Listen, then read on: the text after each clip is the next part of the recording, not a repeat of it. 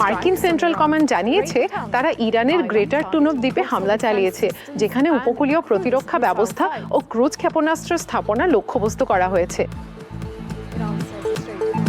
Iran বলেছে Hormuz প্রণালীর বাণিজ্যিক জাহাজ চলাচলের জন্য এখনো বন্ধ রয়েছে। তারা জানিয়েছে বিপ্লবী গার্ড বাহিনীর সতর্কতামূলক গুলি পাওয়ার পর দুটো বাণিজ্যিক জাহাজ থেমে গেছে।